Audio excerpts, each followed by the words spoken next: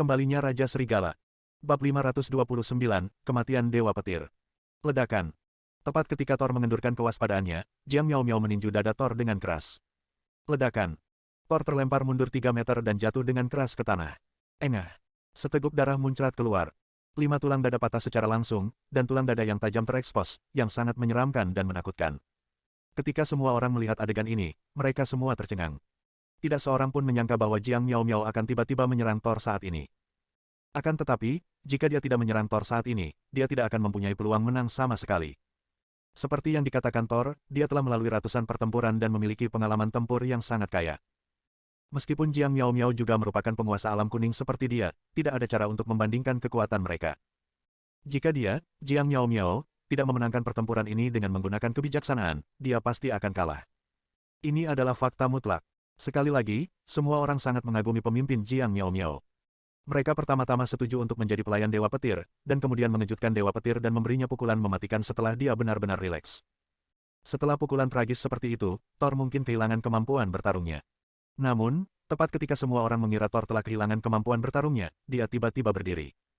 Dia menatap Jiang Miao Miao dengan tatapan dingin yang mengandung sedikit kejahatan, dan jelas bahwa mereka bertekad untuk bertarung sampai mati.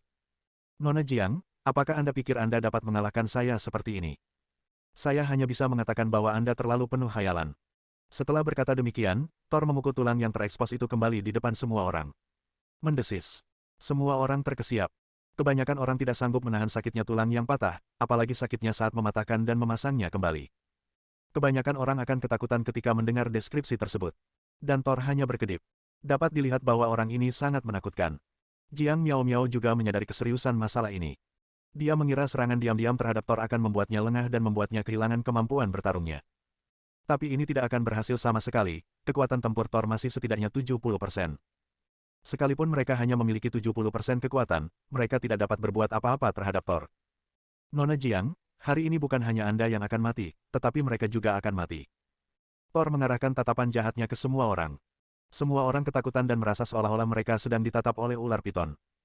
Mereka merasa sangat tidak nyaman. Thor, apakah kau benar-benar berpikir kau bisa memakan kami? Pada saat ini, Jiang Miao Miao sangat tenang, begitu tenangnya hingga menakutkan. Dewa Petir yang tengah melangkah maju selangkah demi selangkah tiba-tiba berhenti karena merasakan hawa pembunuhan yang tak terduga. Benar saja, niat membunuh inilah yang membuatnya berhenti. Kau menyiapkan penyergapan. Thor menatap Jiang Miao Miao. Benar sekali, Shouichi sudah menyergap penembak jitu di sini. Sekarang, setidaknya ada 5 moncong senjata hitam yang menunjuk ke arahmu. Kata Jiang Miao Miao. Kelopak mata Thor berkedut, lalu dia melihat sekelilingnya dan melihat bahwa memang ada lebih dari selusin senjata hitam yang diarahkan padanya. Dewa Petir kemudian tertawa terbahak-bahak, Nona Jiang, meskipun penyergapanmu agak tak terduga bagiku, tapi kamu bodoh. Kau seharusnya tidak menjadi musuh kami, karena kau tidak tahu seberapa kuat niat membunuh kami. Kami dapat menghancurkan sekte Wushenmu hanya dengan jentikan jari. Jika kamu tidak mendorong kami ke dalam situasi putus asa, kami tidak akan melakukan ini. Jiang Miao Miao berkata perlahan. Kemudian, dia berkata dengan tajam, Thor, aku memberimu kesempatan. Biarkan gerombolanmu pergi segera dan kami bisa menyelamatkan nyawamu. Kalau tidak, kau dan saudara-saudaramu pasti akan mati di sini. Hanya kalian. Thor tertawa keras dan berkata dengan garang, percaya nggak? Aku pasti bisa membunuh kalian sebelum peluru menembus kepalaku. Thor yakin kecepatannya harus lebih cepat dari kecepatan peluru. Dia bisa membunuh Jiang Miao Miao sebelum peluru ditembakkan. Jiang Miao Miao menggelengkan kepalanya dan berkata, Thor, kamu memang sangat kuat, tapi jangan lupa bahwa kekuatanmu sekarang hanya 70%. Jika kamu memiliki semua kekuatan yang kamu butuhkan, aku yakin kamu bisa melakukannya. Tapi, kekuatanmu sekarang hanya 70%, aku khawatir kamu tidak akan mampu melakukannya. Jiang Miao Miao tentu saja tahu kekuatan Thor. Jika dia dalam kondisi puncaknya, dia pasti bisa membunuhnya sebelum peluru ditembakkan. Namun, dalam rencananya dan Shouichi, dia harus terlebih dahulu membuat Dewa Petir kehilangan sebagian kekuatan bertarungnya, dan dia berhasil melakukannya. Ekspresi wajah Thor yang selama ini tak pernah menampakkan kekurangan, akhirnya sedikit mengendur, dan saat ini ia merasa cemas. Jiang Miao Miao benar. Bahkan dengan 70% kekuatannya, itu tidak cukup baginya untuk membunuh Jiang Miao Miao sebelum peluru ditembakkan. Dia menggertakkan giginya, lalu tiba-tiba menyerbu ke arah Jiang Miao Miao bagaikan burung rok yang melebarkan sayapnya. Dalam sekejap, dia siap membunuh Jiang Miao Miao. Namun, seperti yang dikatakan Jiang Miao Miao, dengan hanya 70% kekuatannya, kecepatan, niat membunuh, dan gerakannya melambat secara signifikan. Sebelum dia bisa mendekati Jiang Miao Miao, pemimpin di belakangnya berteriak, tembak. Bang bang bang. Dalam sekejap, 10 senapan runduk ditembakkan secara bersamaan dan setiap tembakan mengenai dahi Thor. Ledakan. Kepala Thor yang mengerikan tertusuk dalam sekejap, dengan lebih dari selusin lubang yang mengeluarkan gelembung darah seperti air mancur. Thor yang sombong itu terjatuh ke tanah dan mengucapkan selamat tinggal pada dunia yang indah ini. Bab 530, informasi yang dibawa oleh Qian Dajiang. Setelah Thor jatuh, dua orang yang tersisa melihat bahwa keadaan menjadi buruk dan mengambil kesempatan untuk melarikan diri. Sayangnya, sebelum mereka sempat melangkah 2 langkah, lebih dari selusin pria berseragam militer, memegang senjata di tangan mereka, menembaki mereka terus-menerus. Tembakan itu berlangsung selama lebih dari 30 detik dan kedua pria itu tertembak hingga berkeping-keping. Semua orang merasa lega melihat kelompok orang ini mendapatkan balasan yang pantas. Mereka berani membuat masalah di sini. Apakah mereka benar-benar berpikir tidak ada seorang pun di kota Sanjiang? Untuk sesaat, semua orang bersemangat tinggi, dengan senyum kemenangan di wajah setiap orang. Beberapa orang bahkan menjadi begitu bangga terhadap diri mereka sendiri hingga mereka menyarankan agar Jiang Miao Miao bergabung dengan ibu kota untuk menyerang markas geng tersebut. Usulan ini dengan cepat ditolak oleh Jiang Miao Miao. Lagi pula, mereka tidak tahu berapa banyak orang di sana, apa kekuatan mereka, atau di mana tepatnya mereka berada.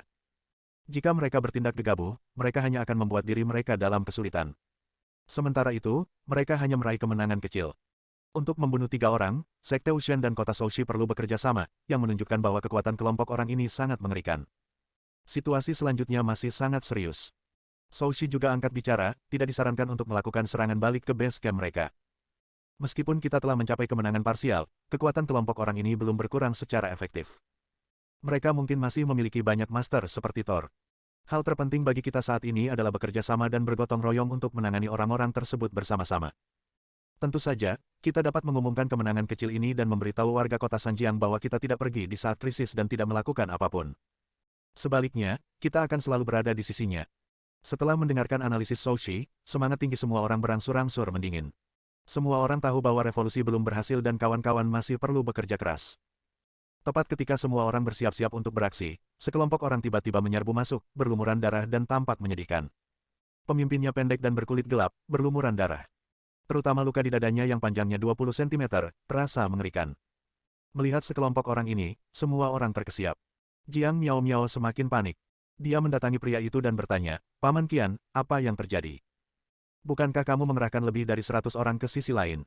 Kenapa kamu di sini? Kenapa kamu dalam kekacauan seperti ini?" Qian Dajiang duduk di tanah dan berkata dengan lemah, "Sudah berakhir. Fondasi keluarga Qian yang telah berdiri selama puluhan tahun sudah sepenuhnya berakhir. Kelompok orang itu membobol rumahku dan merampok hampir semua hartaku. Selain itu, lebih dari 100 pengawal tidak berguna. Mereka hanya mengirim 3 orang untuk membunuh lebih dari 100 orang dan meninggalkanku tanpa daya." Ledakan. Qian Dajiang meninju tanah dengan keras. Dia membencinya dan merasakan sakit. Dia menutupi kepalanya, tampak sangat malu. Qian Dajiang, pria yang dulu memiliki segalanya yang diinginkannya, kini tampak jauh lebih tua. Sialan, bajingan-bajingan ini. Jiang Miao Miao menghentakkan kakinya karena marah. "Paman Qian, mari kita pimpin pasukan kita untuk melawan."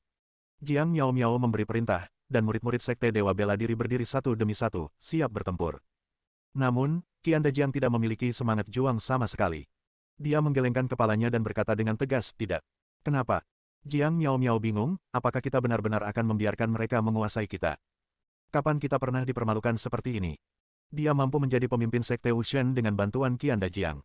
Meskipun dia memanggil Qian Dajiang sebagai paman, dia sudah lama menganggap Qian Dajiang sebagai saudaranya. Melihat saudaranya diganggu, bagaimana dia bisa tahan?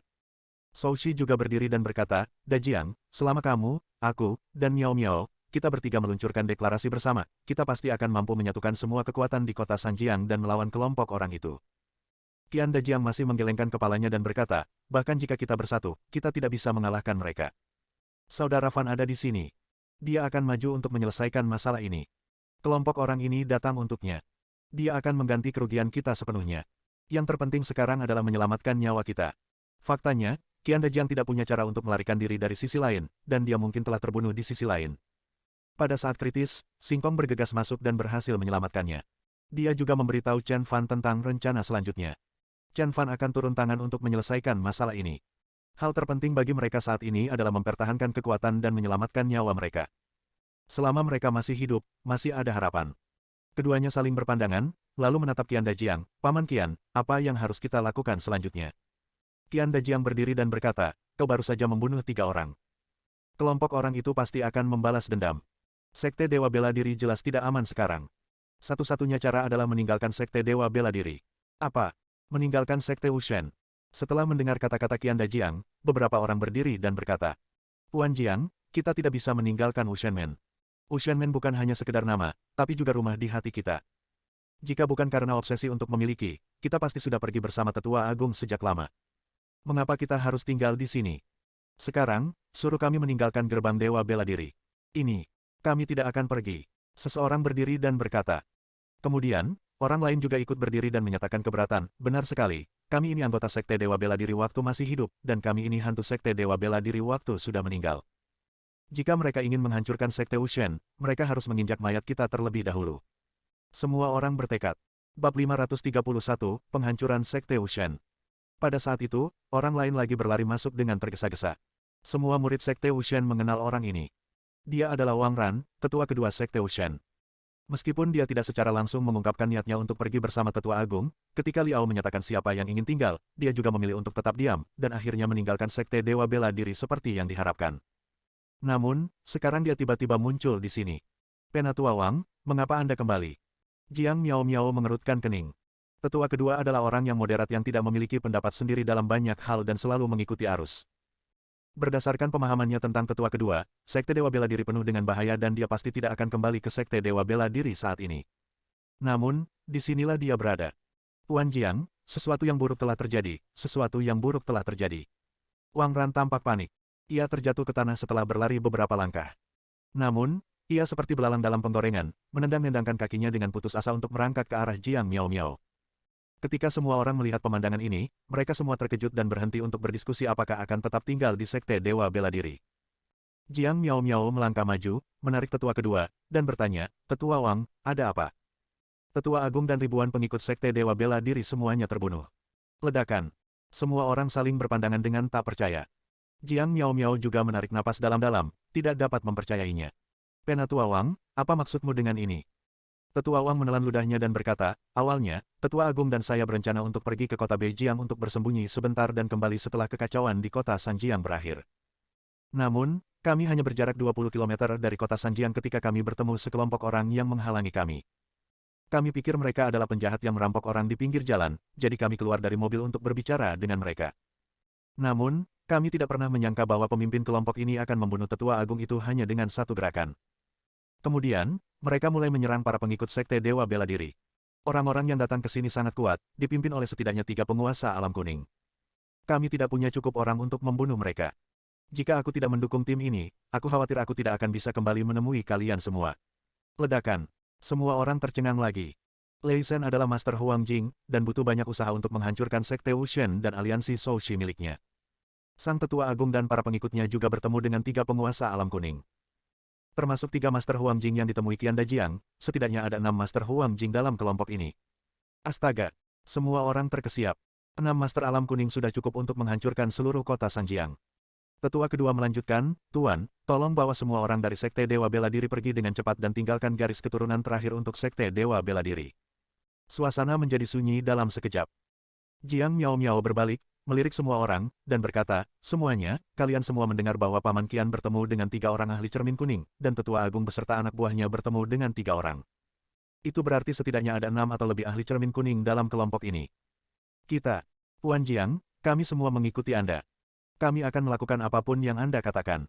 Ya, ada pepatah yang mengatakan, jika gunung tetap hijau, kayu bakar tidak akan habis.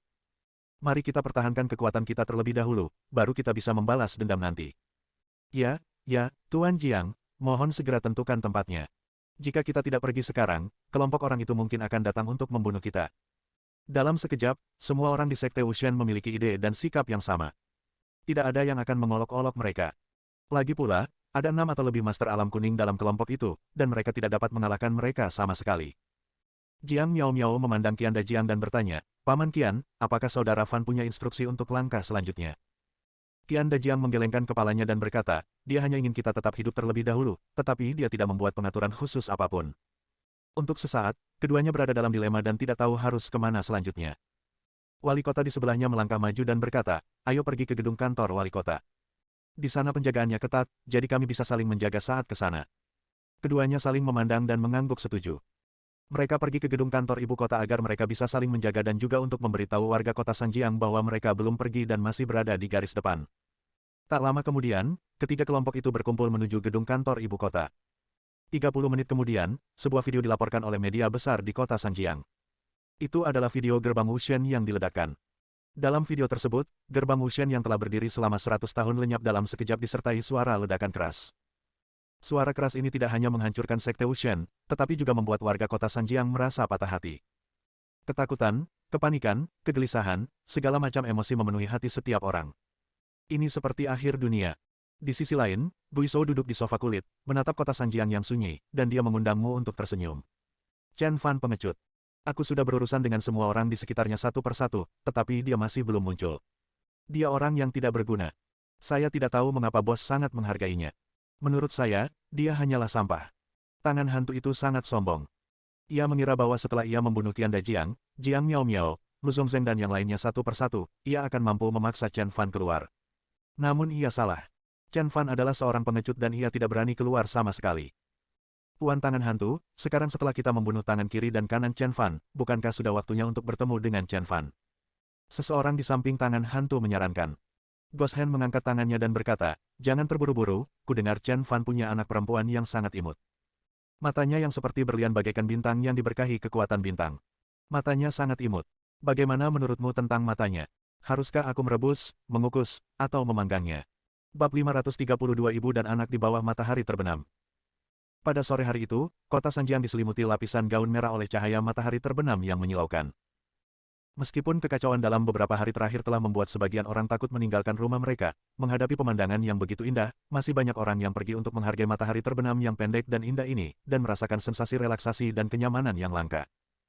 Pada saat ini, seorang gadis kecil yang tampak berusia sekitar 5 tahun sedang duduk di kursi, memegang permen lollipop sebesar wajahnya di tangannya, memakan permen lollipop itu dengan cara yang sederhana dan lucu. Mata gadis itu bersinar terang bagaikan menyembunyikan bintang-bintang, dan sangatlah indah. Di depan gadis itu, seorang pria menatapnya dengan tatapan yang sangat menghina. Bahkan ada sedikit rasa dingin di matanya, yang sewaktu-waktu bisa berubah menjadi niat membunuh. Terima kasih, Paman, kata gadis itu sambil tersenyum, sambil menggoyangkan permen lollipop di tangannya. Melihat hal itu, lelaki itu tersenyum tanpa memperlihatkan giginya dan mengulurkan tangannya untuk menyentuh kepala gadis itu. Pada saat ini, seorang wanita tiba-tiba menggendong gadis itu dan menatap pria di depannya dengan tatapan waspada. Kemudian dia bertanya dengan ekspresi khawatir di wajahnya, Xiao Xiao, siapa yang memberimu lollipop di tanganmu? Kedua orang itu adalah Xia Simo dan Chen Xiao Xiao. Chen Fan mengajak mereka jalan-jalan. Secara kebetulan, Chen Fan menerima telepon dari Guowang, jadi dia pergi untuk menjawabnya. Xia Simo dan Xiao Xiao ditinggal berdua. Ini adalah kesempatan langka bagi Xia Simo untuk keluar. Dia sangat tertarik dengan pemandangan di depannya dan mengambil gambar. Ketika dia selesai mengambil foto, dia berbalik dan mendapati Xiao Xiao sedang memegang permen lollipop di tangannya dan bermain dengan seorang pria asing, yang membuatnya waspada sejenak. Lagi pula, apa yang terjadi di kota Sanjiang selama periode ini membuatnya sangat waspada terhadap orang asing. Xiao Xiao menunjuk ke arah pria itu dan berkata, paman ini yang memberikannya kepadaku. Pria itu tersenyum pada Xia Simo dan Xiao Xiao. Xia Simo buru-buru mengambil lollipop dari tangan Xiao Xiao dan memarahinya dengan kasar, bukankah ibu sudah memberitahumu untuk tidak meminta sesuatu dari orang asing? Xiao Xiao berkata dengan sedih, Bu, dia bilang dia kenal ayah, ini hadiah untuk Xiao Xiao. Xia Simo mengangkat kepalanya dan melirik pria itu. Lelaki itu berwajah setajam pisau, bermata setajam elang, dan hidungnya melengkung lancip dan suram, sehingga memberi kesan kepada orang-orang bahwa dia tidak dapat ditebak. Terutama matanya yang bagaikan air mati, tenang dan kalem, seakan-akan tak ada yang dapat menggerakkannya. Hal ini membuat Xia Simo semakin gugup. Bawahan Goshen yang tersenyum mengambil buket bunga dan menyerahkannya kepada Xia Simo sambil berkata, halo, suamimu Chen Fan dan aku berteman. Ini adalah pertemuan pertama kita, dan aku tidak punya apa-apa untuk diberikan kepadamu, tetapi menurutku bunga mawar lebih sesuai dengan temperamenmu, jadi aku membawakan sebuket bunga, berharap kamu dapat menerimanya. Xia Simo menatap tangan hantu itu dari atas ke bawah. Dia benar-benar bisa mengucapkan nama suaminya. Mungkinkah dia dan Chen Fan benar-benar berteman? Memikirkan hal itu, dia ragu apakah dia harus menerima buket mawar itu. Jika dia tidak menerimanya, pihak lain dan Chen Fan berteman lagi.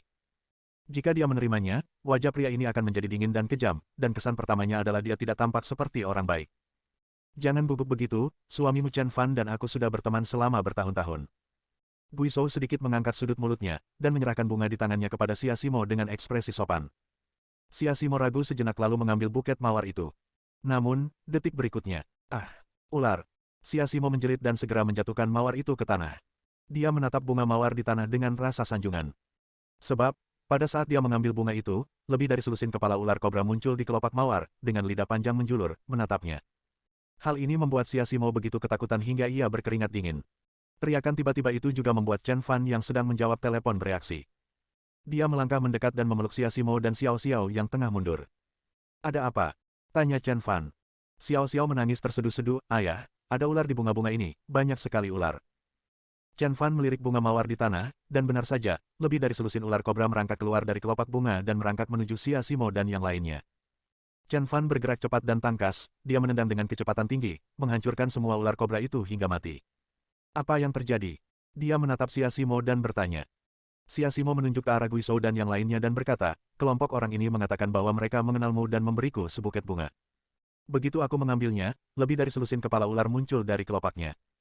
Meski sudah mengatakan itu, Xia Simo masih merasa sedikit takut. Chen Fan memandang Guizhou dan yang lainnya. Nama pria ini adalah Ghost Hand. Ia adalah raja dari White Blade Organization, salah satu dari 5 organisasi Sura utama. Ia dikenal sebagai White Blade King Ghost Hand. Saat ini, ia bertanggung jawab atas Li Ruixue, Lu Zongzheng, Lu Sun, Wu Shenmen, dan Qian Dajiang. Dan tujuannya datang ke kota Sanjiang tentu saja untuk mengurus dirinya sendiri. Namun, orang-orang ini berani memusatkan perhatian mereka pada istri dan anak perempuan mereka. Mereka hanya mencari kematian. Dia berbalik, menatap Xia Simo dan berkata, bahwa Xiao Xiao pulang dulu. Xia Simo mengangguk. Dia tahu bahwa kelompok orang ini jelas bukan orang biasa. Kemungkinan besar mereka adalah kelompok yang menyebabkan kepanikan di kota Sanjiang beberapa hari ini. Hati-hati. Setelah mengatakan itu, Xia Simo pergi sambil tersenyum. Bagaimanapun, tinggal di sini hanya akan menjadi beban bagi Chen Fan. Setelah Xia Simo dan yang lainnya pergi, Ghost Hand menatap Chen Fan dari atas sampai bawah, lalu berkata sambil tersenyum, "Konon, Lord Wolf King sangat perkasa dan mendominasi, istri dan putrinya juga sangat imut.